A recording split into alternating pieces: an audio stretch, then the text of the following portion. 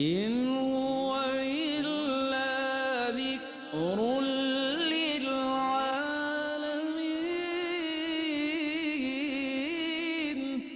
یہ قرآن تو صرف تمام جہان والوں کے لیے نصیحت ہے۔ اعوذ باللہ من الشیطان الرجیم، بسم اللہ الرحمن الرحیم۔ ناظرین محترم، السلام علیکم ورحمۃ اللہ وبرکاتہ۔ قرآن کریم کی تلاوت، ترجمہ اور تفسیر پر مشتمل یہ مبارک پروگرام پیغام قرآن کے ساتھ میں ہوں آپ کا میزبان محمد رئیس احمد۔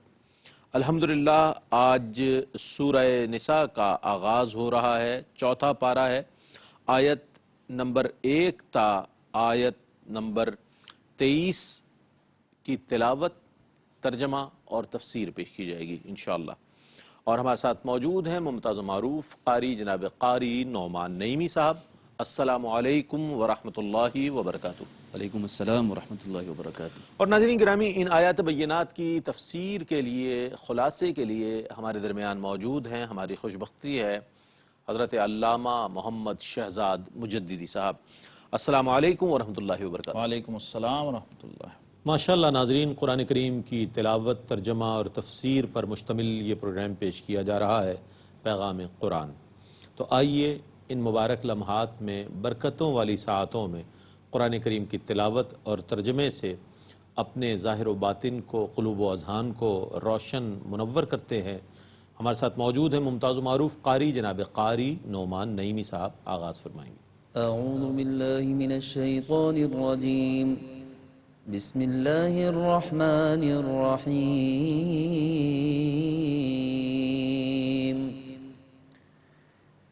یا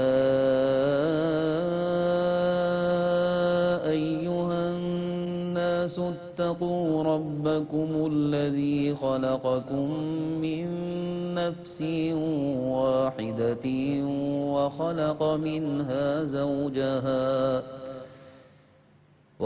منها زوجها وبث منهما رجالا كثيرا ونساء واتقوا الله الذي تساءلون به والأرحام ان اللہ کان علیکم رقیبا۔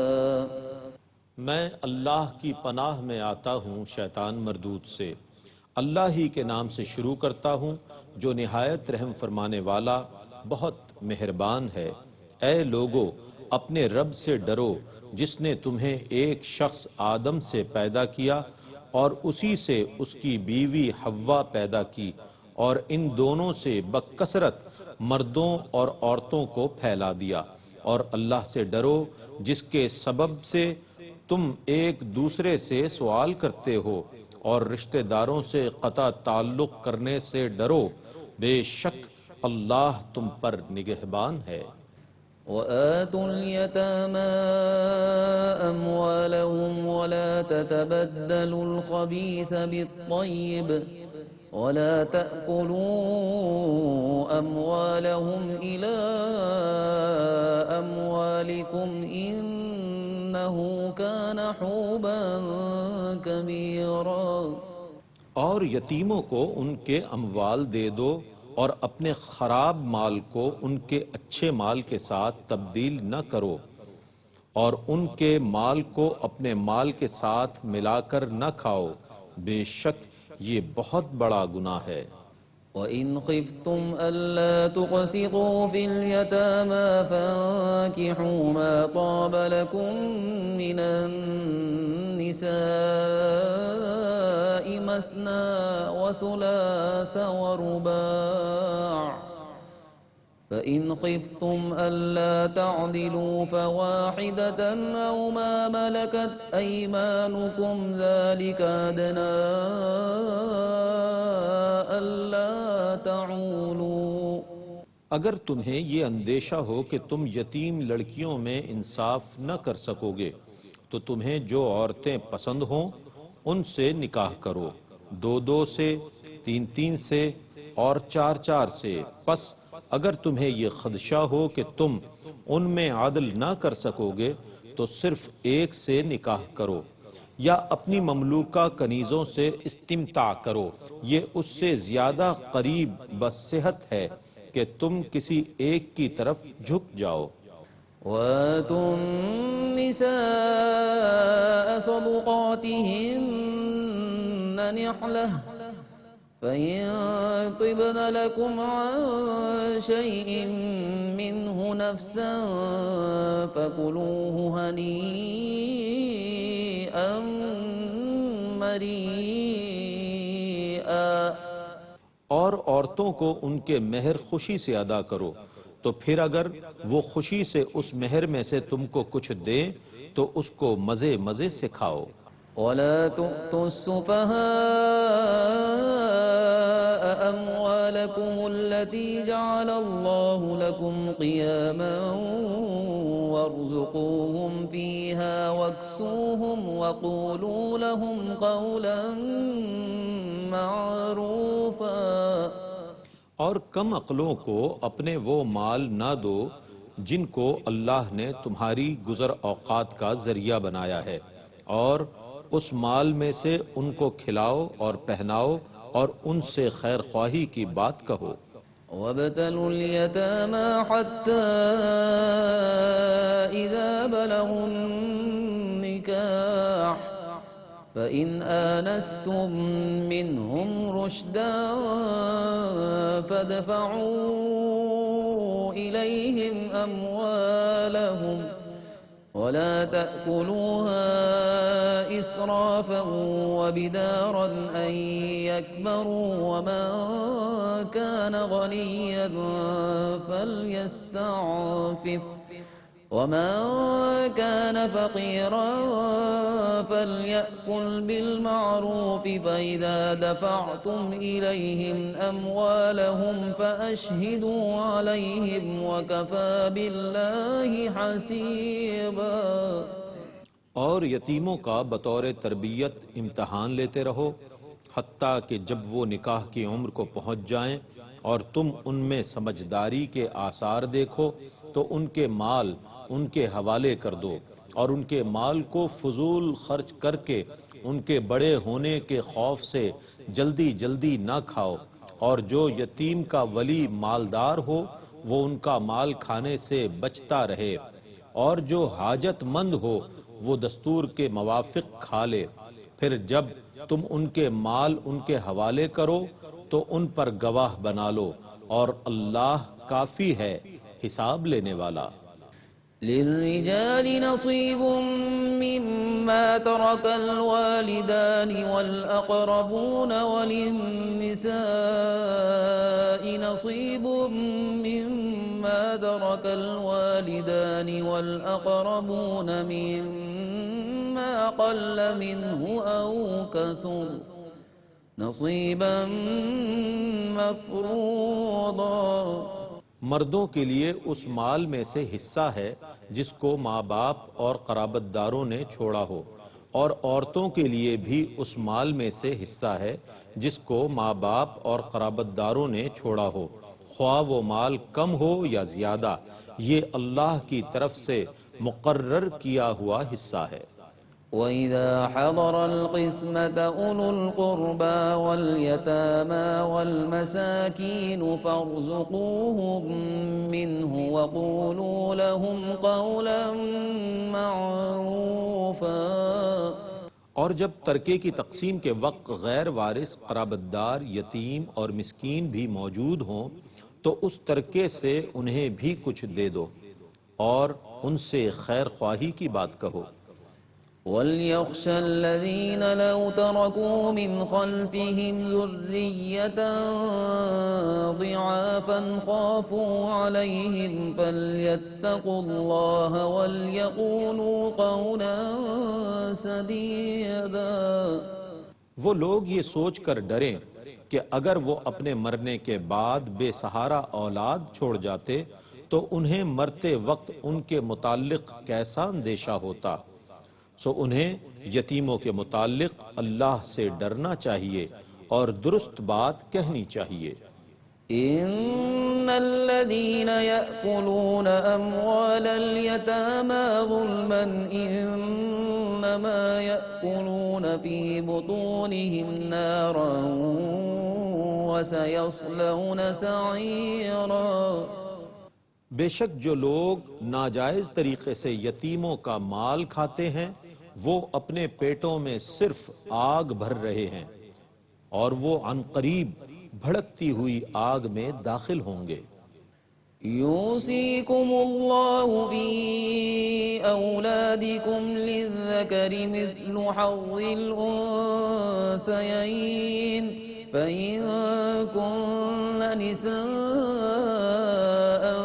فوق اثنتين فلهن ثلثا ما ترك وإن كانت واحدة فلها النصف ولأبويه لكل واحد منهما السدس مما ترك إن كان له ولد فإن لم يكن له ولد وورثه أبواه فلأمه الثلث فإن كان له إخوة فلأمه السدس من بعد وصية يوصي بها أو دين. آباؤكم وأبناؤكم لا تدرون أيهم أقرب لكم نفعا فريضة من الله إن الله كان عليما حكيما.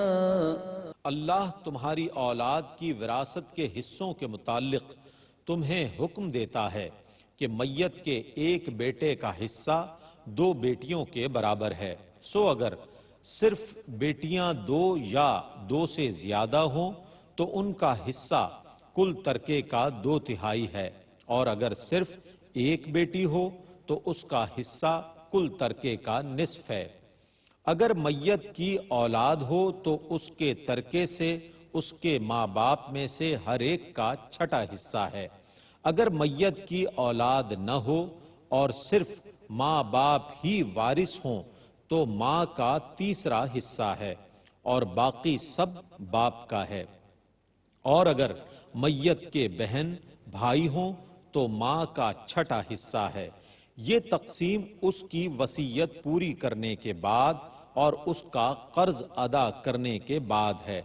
تمہارے باپ اور تمہارے بیٹے تم خود نہیں جانتے کہ تم کو نفع پہنچانے کے کون زیادہ قریب ہے. یہ اللہ کی طرف سے مقرر کیے ہوئے حصص ہیں. بے شک اللہ خوب جاننے والا بہت حکمت والا ہے. وَلَكُمْ نِصْفُ مَا تَرَكَ أَزْوَاجُكُمْ إِن لَّمْ يَكُن لَّهُنَّ وَلَدٌ فَإِن كَانَ لَهُنَّ وَلَدٌ فَلَكُمُ الرُّبُعُ مِمَّا تَرَكْنَ مِن بَعْدِ وَصِيَّةٍ يُوصِينَ بِهَا أَوْ دَيْنٍ وَلَهُنَّ الرُّبُعُ مِمَّا تَرَكْتُمْ إِن لَّمْ يَكُن لَّكُمْ وَلَدٌ فَإِن كَانَ لَكُمْ وَلَدٌ فَلَهُنَّ الثُّمُنُ مِمَّا تَرَكْتُم مِّن بَعْدِ وَصِيَّةٍ تُوصُونَ بِهَا أَوْ دَيْنٍ. وَإِن كَانَ رَجُلٌ يورث كلالة أو امرأة وله أخ أو أخت فلكل واحد منهما السدس فإن كانوا أكثر من ذلك فهم شركاء في الثلث من بعد وصية يوصى بها أو دين غير مضار وصية من الله والله عليم حليم. اور تمہاری بیویوں کے ترکے میں سے تمہارے لیے آدھا حصہ ہے، بشرط یہ کہ ان کی اولاد نہ ہو، اور اگر ان کی اولاد ہو تو ان کے ترکے میں سے تمہارا چوتھائی حصہ ہے۔ ان کی وصیت پوری کرنے اور ان کا قرض ادا کرنے کے بعد، اور اگر تمہاری اولاد نہ ہو تو تمہارے ترکے میں سے ان کا چوتھائی حصہ ہے، اور اگر تمہاری اولاد ہو تو تمہارے ترکے میں سے ان کا 8واں حصہ ہے۔ تمہاری وصیت پوری کرنے اور تمہارا قرض ادا کرنے کے بعد، اور اگر کسی ایسے مرد یا عورت کا ترکہ تقسیم کرنا ہو جس کے ماں باپ ہوں اور نہ اولاد، اور اس کا ماں کی طرف سے بھائی یا بہن ہو، تو ان میں سے ہر ایک کا چھٹا حصہ ہے، اور اگر وہ بھائی یا بہن ایک سے زیادہ ہوں تو ان سب کا 1/3 حصہ ہے۔ اس شخص کی وصیت پوری کرنے اور اس کا قرض ادا کرنے کے بعد وصیت میں نقصان نہ پہنچایا گیا ہو، یہ اللہ کی طرف سے حکم ہے، اور اللہ خوب جاننے والا، بہت حلم والا ہے۔ تلك حدود الله ومن يطع الله ورسوله يدخله جنات تجري من تحتها الأنهار خالدين فيها وذلك الفوز العظيم۔ یہ اللہ کی حدود ہیں، اور جو شخص اللہ اور اس کے رسول کی اطاعت کرے گا، اللہ اس کو ان جنتوں میں داخل کر دے گا جن کے نیچے سے دریا بہتے ہیں، وہ اس میں ہمیشہ رہیں گے، اور یہ بہت بڑی کامیابی ہے۔ ومن يعص الله ورسوله ويتعد حدوده يدخله نارا خالدا فيها وله عذاب مهين۔ اور جو اللہ اور اس کے رسول کی نافرمانی کرے گا اور اس کی حدود سے تجاوز کرے گا، اللہ اس کو دوزخ میں داخل کر دے گا جس میں وہ ہمیشہ رہے گا، اور اس کے لیے ذلت والا عذاب ہے۔ واللاتی یأتین الفاحشة من نسائکم فاستشہدوا علیہن 4 منکم فإن شهدوا فأمسكوهن في البيوت حتى يتوفاهن الموت أو يجعل الله لهن سبيلا۔ اور تمہاری عورتوں میں سے جو بدکاری کریں تو ان کے خلاف اپنے 4 مسلمان مردوں کی گواہی طلب کرو، پس اگر وہ گواہی دے دیں تو ان عورتوں کو گھروں میں مقید رکھو حتیٰ کہ انہیں موت آ جائے، یا اللہ ان کے لیے کوئی اور راہ پیدا کر دے۔ واللذان يأتيانها منكم فآذوهما فإن تابا وأصلحا فأعرضوا عنهما إن الله كان توابا رحيما۔ اور تم میں سے جو 2 شخص بے حیائی کا ارتکاب کریں تو تم ان کو اذیت پہنچاؤ، پس اگر وہ توبہ کر لیں اور نیک ہو جائیں تو ان سے درگزر کرو، بے شک اللہ بہت توبہ قبول فرمانے والا، نہایت رحم فرمانے والا ہے۔ انما التوبة على الله للذين يعملون السوء بجهالة ثم يتوبون من قريب فأولئك يتوب الله عليهم وكان الله عليما حكيما۔ توبہ کی مقبولیت اللہ پر صرف ان لوگوں کے لیے ہے جو جہالت سے گناہ کر بیٹھیں پھر ان قریب توبہ کر لیں، تو یہ وہ لوگ ہیں جن کی توبہ اللہ اپنے فضل سے حتماً قبول فرماتا ہے، اور اللہ خوب جاننے والا، بہت حکمت والا ہے۔ وَلَيْسَتِ التَّوْبَةُ لِلَّذِينَ يَعْمَلُونَ السَّيِّئَاتِ حَتَّى إِذَا حَضَرَ أَحَدَهُمُ الْمَوْتُ قَالَ إِنِّي تُبْتُ الْآنَ وَلَا الَّذِينَ يَمُوتُونَ وَهُمْ كُفَّارٌ أُولَئِكَ لأعتدنا لهم عذابا أليما۔ اور ان لوگوں کی توبہ مقبول نہیں ہے جو مسلسل گناہ کرتے رہتے ہیں، حتیٰ کہ جب ان میں سے کسی شخص کو موت آتی ہے تو وہ کہتا ہے میں نے اب توبہ کی، اور نہ ان لوگوں کی توبہ مقبول ہے جو حالت کفر میں مرتے ہیں۔ یہ وہ لوگ ہیں جن کے لیے ہم نے دردناک عذاب تیار کر رکھا ہے۔ يا أيها الذين آمنوا لا يحل لكم أن ترثوا النساء كرها ولا تعضلوهن لتذهبوا ببعض ما آتيتموهن إلا أن يأتين بفاحشة مبينة وعاشروهن بالمعروف فإن كرهتموهن فعسى أن تكرهوا شيئا ويجعل الله فيه خيرا كثيرا۔ اے ایمان والو، تمہارے لیے یہ جائز نہیں کہ تم زبردستی عورتوں کے وارث بن جاؤ، اور نہ تم ان کو اس لیے روکو کہ تم ان کو دیے ہوئے مہر میں سے کچھ واپس لے لو، سوا اس صورت کے کہ وہ علی الاعلان بے حیائی کا ارتکاب کریں اور تم ان کے ساتھ نیک سلوک کرو۔ پھر اگر تم ان کو ناپسند کرو تو ہو سکتا ہے کہ تم کسی چیز کو ناپسند کرو اور اللہ اس میں بہت بھلائی رکھ دے۔ وَإِنْ أَرَدْتُمُ اسْتِبْدَالَ زَوْجٍ مَّكَانَ زَوْجٍ وَآتَيْتُمْ إِحْدَاهُنَّ قِنطَارًا فَلَا تَأْخُذُوا مِنْهُ شَيْئًا أَتَأْخُذُونَهُ بُهْتَانًا وَإِثْمًا مُّبِينًا۔ اور اگر تم ایک بیوی کے بدلے دوسری بیوی لانا چاہو اور ان میں سے ایک کو تم ڈھیروں مال دے چکے ہو تو اس مال میں سے کچھ بھی واپس نہ لو۔ کیا تم اس مال کو بہتان باندھ کر اور کھلے گناہ کا ارتکاب کر کے واپس لوگے؟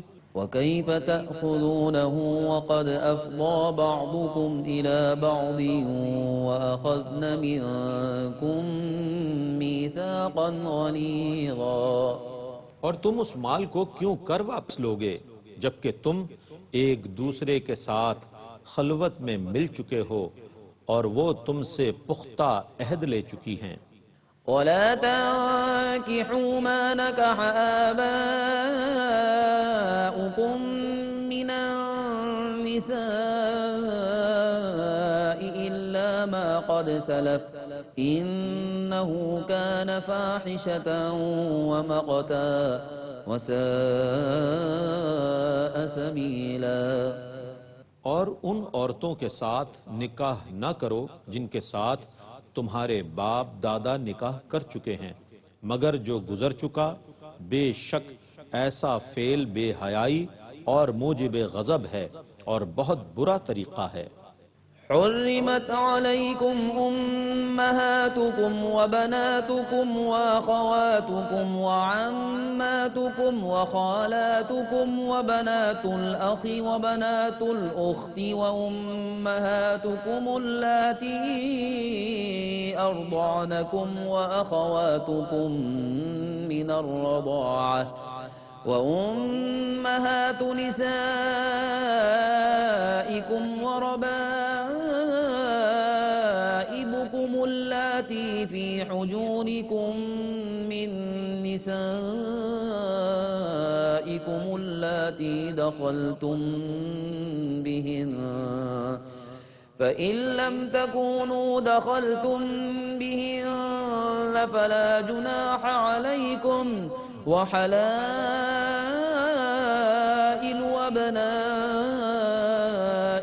الذين من أصلابكم وأن تجمعوا بين الأختين إلا ما قد سلف إن الله كان غفورا رحيما۔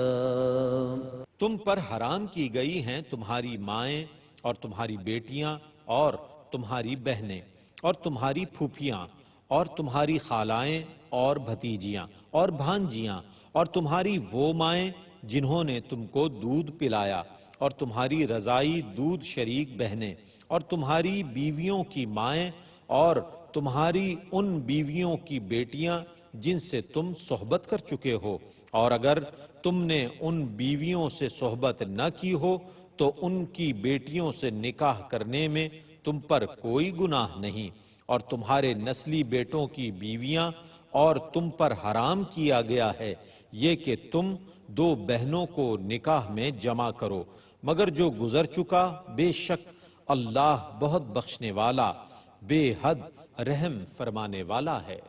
ماشاءاللہ ناظرین، آپ نے قرآن کریم کی تلاوت سماعت فرمائی، ترجمہ سماعت فرمایا۔ سعادت کے اس سفر میں ہمارے تمام ناظرین شریک سفر رہے۔ اللہ تعالیٰ اس سعادت کو ہمارے لیے جاری و ساری فرمائے اور اس میں مزید برکتیں عطا فرمائے۔ آئیے تفسیر کے لیے چلتے ہیں حضرت علامہ محمد شہزاد مجددی صاحب کی خدمت میں کہ اس کا ان آیات مبارکہ کا خلاصہ بھی بیان فرمائیں اور تفسیر بھی بیان فرمائیں۔ بسم اللہ الرحمن الرحیم، الحمدللہ رب العالمین، والصلاة والسلام علی اشرف الانبیاء والمرسلین وعلی آلہ وصحبہ اجمعین۔ ناظرین مکرم، سورہ النساء چوتھا پارہ اور آغاز ہو رہا ہے یا ایہا الناس، انسانوں سے خطاب فرمایا جا رہا ہے۔ اے لوگو، اپنے رب سے ڈرو جس نے تمہیں ایک جان سے پیدا کیا اور اسی میں سے اس کا جوڑا بنایا۔ اب انسانی جو نسل ہے اور بنی نوع انسان ہیں، ان کے آغاز کی طرف قرآن نے بہت بلیغ اشارہ فرمایا ہے، اور اس کے اندر ایک بہت اہم چھپی ہوئی چیز یہ ہے کہ ہر انسان کو اس کی اصل کی طرف متوجہ کیا ہے قرآن نے۔ یعنی سادہ لفظوں میں ہم کہہ سکتے ہیں کہ اولاد کو ان کے باپ کا تعارف کروایا۔ جیسے یہ اصول و ضابطہ ہے کہ ہر بیٹے کو پتہ ہونا چاہیے کہ میرا باپ کون ہے، اور جب یہ مرکزیت اور یہ اصلیت انسان پر کھل جائے کہ میں آدم زاد ہوں، اولاد آدم ہوں، آدم علیہ السلام کا بیٹا ہوں، ایک ہی وجود سے پیدا ہونے والے ہیں ہم تمام انسان، تو دیکھیے کیسی ایکتا، کیسی یکجہتی، کیسا ایک احساس تعلق پیدا ہوتا۔ یہ اسلامی تعلیمات کی اہم ترین روح ہے، اور یہ خاصہ بھی صرف اسلام کا ہے۔ اس وقت روئے زمین پر کوئی اور نظام ایسا موجود نہیں ہے جو انسانوں کو ایک ایسی اکائی میں اور ایک ایسی تسبیح میں پرو رہا ہے جہاں ابھی کوئی مذہب نہیں، کوئی مسلک نہیں، کوئی رنگ نہیں، کوئی نسل نہیں، کوئی نسب نہیں، کوئی زبان نہیں۔ اے لوگو، اس رب سے ڈرو جس نے تمہیں ایک جان سے پیدا کیا، یعنی سیدنا آدم علیہ السلام سے پیدا کیا، اور پھر وَخَلَقَ مِنْهَا زَوْجَهَا، اسی ایک جان سے پھر ان کا جوڑا پیدا کیا، یعنی سیدہ حوا سلام اللہ علیہا جو تمام انسانوں کی ماں ہیں۔ اب یہاں ایک نکتہ ہے سمجھنے والا، آپ بھی توجہ فرمائیں امتن گوش کہ عورت مرد سے پیدا ہوئی ہے۔ اب یہاں پر جب انسانی فیملی کا آغاز ہو رہا ہے، پوری انسانیت بنی نوع انسان کی ابتدا ہو رہی ہے، تو وہ مرد سے ہے، یعنی باپ سے۔ تو اب اصل باپ ہوا۔ جب ہم اصلیت انسانی کی بات کرتے ہیں، نوع انسانی کی بات کرتے ہیں، نسل انسانی کی بات کرتے ہیں، تو وہاں اصل وجود جو ہے وہ باپ کا ہے۔ ہمارے ہاں عمومی رویہ ہے معاشرت میں کہ ماں کی بہت اہمیت ہے، ماں کی بہت شان ہے، اسلام نے بھی ماں کو 3 درجے فضیلت عطا فرمائی ہے، اس میں کوئی شک نہیں، لیکن اصلیت اور مرکزیت کے حوالے سے آج ہمیں دیکھنا ہے کہ فیملی کا جو سربراہ ہے وہ باپ ہے، اوپر سے یہی نظام چلا رہا ہے۔ تو اس لیے جو باپ کی شان ہے، باپ کی عظمت ہے، اس کو ہمیں فراموش نہیں کرنا چاہیے۔ اور آج تو یہاں قرآن تو یا ایھا الناس کہہ کے مخاطب ہے، روئے زمین کے ہر انسان کو یہ دعوت پیش کی جا رہی ہے۔ اور خطبہ حجۃ الوداع میں بھی آپ غور فرمائیں تو نبی کریم صلی اللہ تعالی علیہ وسلم نے اسی مضمون کو اپنے انداز سے بیان کیا تھا، اور اسی آیت کی روح بیان فرما دی تھی کہ اے لوگو، کلکم من آدم و آدم من تراب، تم سب آدم سے ہو اور آدم مٹی سے تھے۔ اب اس سے بھی اگلی اصل بیان فرما، واہ واہ. تمہارا وجود آدم سے ہے اور آدم کا وجود مٹی سے ہے. ان کو خلق الانسان من صلصال کالفخار، اللہ. ہم نے انسان کو کھنکتی ہوئی مٹی سے پیدا کیا. پھر آگے وہاں سے سلسلہ چل رہا ہے. وَبَثَّ مِنْهُمَا رِجَالًا كَثِيرًا وَالنِّسَاءَ، پھر آگے عورتیں، مرد اور بچے. اس وقت جو سلسلہ چلا تو ایک ہی وقت میں، یعنی ایک ہی حمل سے ایک بچہ اور ایک بچی، ایک لڑکا اور ایک لڑکی پیدا ہوتے تھے 6 ماہ کے حمل میں، اور ایک سال میں 4 بچے پیدا ہو رہے تھے. اور پھر شادیوں کا سلسلہ بھی پہلی روایتوں کے مطابق چلتا تھا کہ جو پہلے بیٹا پیدا ہوا، بعد والی بیٹی کے ساتھ اس کی شادی چلتی تھی، اور وہیں سے وہ حابیل اور قابیل والا سلسلہ بھی چلا جس کا ذکر قرآن پاک کے اندر موجود ہے. اور پھر ازدواجی امور، چونکہ سورہ نساء ہے، آپ جانتے ہیں خواتین کے حوالے سے یہ بہت اہم نقطہ ہے کہ قرآن میں کوئی سورت سورہ رجال نہیں ہے. جی یہ جو ایک ڈھکوسلا ہے نا لوگوں کے اندر کہ یہ میل ڈومینیٹنگ سوسائٹی، دیکھیے قرآن نے سورہ نساء دی ہے، سورہ رجال نہیں دی. قرآن نے عورت کی کیسی شان، کیسی عظمت اور کیسی عفت اس کو ملحوظ رکھا ہے، اور کیسا اس کو پرومیننٹ کیا ہے، اس کی حرمت کو. اور یہ پوری تاریخ انسانی میں صرف اسلام کا کمال ہے کہ عورت کا ماں ہونا، عورت کا بیٹی ہونا، عورت کا بہن ہونا، عورت کا بیوی ہونا. الگ الگ سے ہر منصب کو، ہر مرتبے کو، ہر مقام کو متعین کیا ہے اور اس کی حدود اور قیود بیان کی. اب ازدواجی امور بھی سورہ نساء چونکہ احکام القرآن کا ایک بہت بڑا ماخذ ہے تو یہاں بھی کثرت سے بیان ہوئے. عائلی مسائل، ازدواجی مسائل، اس کو قرآن نے، شریعت اسلامی نے بہت اہمیت سے ڈسکس کیا ہے. آج بہت کمی ہے ہمارے ہاں جو نکاح و طلاق سے متعلق مسائل ہیں وہ ممبر پر، محراب پر موضوع بحث نہیں بنتے، جس کی وجہ سے عامت الناس اس سے بے بہرہ ہیں. آج ضرورت ہے تو ہمیں ازدواج کے حوالے سے جو تعلیم دی قرآن نے، فرمایا فَانْكِحُوا مَا طَابَ لَكُم مِّنَ النِّسَاءِ مَثْنَىٰ وَثُلَاثَ وَرُبَاعَ، تو نکاح میں لاؤ جو عورتیں تمہیں خوش آئیں، 2 3 اور 4 یعنی 4 کی حد قرآن نے بیان کر دی. 2 سے شروع کیا، پھر 3، پھر 4. یہ آخری حد ہے ایک عام آدمی کے لیے، ایک عام مسلمان کے لیے. لیکن فَإِنْ خِفْتُمْ أَلَّا تَعْدِلُوا فَوَاحِدَةً، اس کو مشروط کر دیا ہے عدل کے ساتھ. اگر تمہیں یہ خوف ہو کہ تم انصاف نہیں کر سکو گے، ان کے حقوق پورے نہیں کر سکو گے، چونکہ سلسلہ حقوق و فرائض کا ہے، میاں کے حقوق بیوی پر ہیں، بیوی کے حقوق میاں پر ہیں، پھر اس کے بعد آگے بچے پیدا ہوں گے، اولاد کے حقوق، ان کا ذکر بھی سورہ نساء کے اندر آ رہا ہے، اس پہ بھی ہم بات کریں گے. اور شادی جب ہوگی تو اس میں کیا ہوگا؟ مہر دینا ہوگا. مہر کی ادائیگی یہ بھی بہت اہمیت کی حامل چیز ہے نکاح کے مسائل میں. تو فرمایا جب بیویوں کے مہر ادا کرو عورتوں کے تو خوشی سے دو. جب مہر ادا کیا جائے تو بعض دفعہ خواہی نہ خواہی جبرن لوگ دے رہے ہوتے ہیں، لیکن قرآن نے کہا ہے نہلا، خوش دلی سے ادا کرو. آپ لوگ نکاح میں برکت ڈھونڈتے ہیں اور بے برکتی کا رونا بھی روتے ہیں. آپ دیکھیے کہ جو قرآن کی بتائی ہوئی تعلیمات ہیں، جب مہر خوش دلی سے ادا کیا جائے، بر وقت ادا کیا جائے، اور یاد رہے کہ یہ صرف اور صرف اس خاتون کا حق ہے جس کی شادی ہو رہی ہے، جو دلہن بن رہی ہے. یہ ذاتی حق ہے اس خاتون کا، یہ اس کو دیا جائے گا. فرمایا ہاں یہ اختیار، اتھارٹی اس بیوی کے پاس ہے، اگر وہ خوش دلی سے مہر میں سے اپنے شوہر کو کچھ دینا چاہیں تو دے سکتی ہے، معاف کرنا چاہے تو معاف بھی کر سکتی ہے، اور شوہر اس کو استعمال بھی کر سکتا.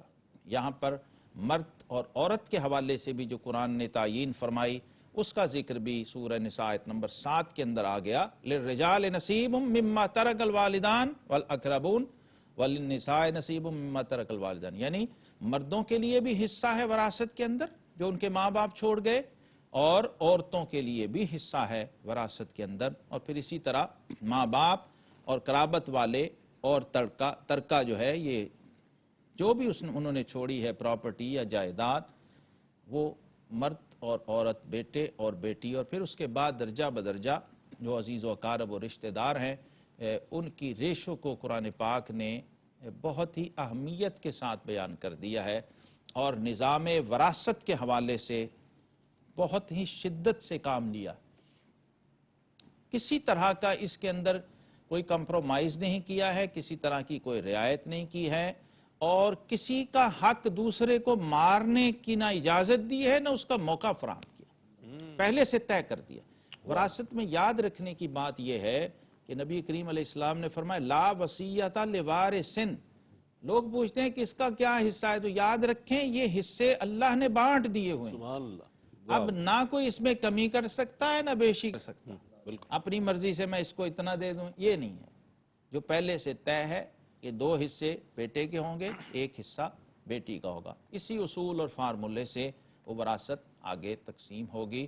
اور اگر ایسا نہیں ہے تو پھر دوسری صورتیں شریعت مطہرہ نے بیان فرما دی۔ ایک اور بہت اہم بات اسی سورہ نساء کے اندر آئی، سورہ نساء نمبر 11 میں، یوصیکم اللہ فی اولادکم، فرمایا تمہارا رب تمہیں تمہاری اولاد کے بارے میں بھی حکم دیتا ہے اور وصیت فرما۔ آج والدین کے حقوق بہت بیان کیے جاتے ہیں لیکن اولاد کے حقوق کی بات نہیں ہوتی، تو ہماری شریعت میں یاد رہے اولاد کے حقوق بھی بڑی اہمیت سے بیان کیے گئے، اور اس میں آپ دیکھیے ہمارے فقہا لکھتے ہیں کہ والدین کے حقوق کا اطلاق تب ہوتا ہے جب اولاد بالغ ہو جائے، اور اولاد کے حقوق کا اطلاق اولاد کی پیدائش سے پہلے ہی ہو جاتا، واہ واہ واہ واہ۔ خاص طور پہ شادی شدہ مرد اور شادی شدہ عورت، اس کو سنگسار کرنے یعنی موت کی سزا تجویز فرمائی گئی ہے، اس لیے کہ یہ صرف قانون کی یا شریعت کی خلاف ورزی نہیں ہے، فطرت کے بنیادی اصولوں کو پامال کیا جا رہا ہے۔ ایک پورے کے پورے طے شدہ نظام کی خلاف ورزی کرتے ہوئے جو میاں اور بیوی کے رشتے سے آدم اور حوا سلام اللہ علیہما سے شروع کیا تھا اللہ نے نظام فطرت، اس کی خلاف ورزی کر کے انہوں نے نظام فطرت کو توڑنے کی کوشش کی ہے، اور ایک ایسا راستہ متعین کیا ہے جس سے اگلا نسل اور اگلی جو انسان پیدا ہو اس کی کوئی اصل نہ ہو، اس کی کوئی حیثیت نہ ہو، اور اس کا کوئی معاشرتی سٹیٹس نہ ہو۔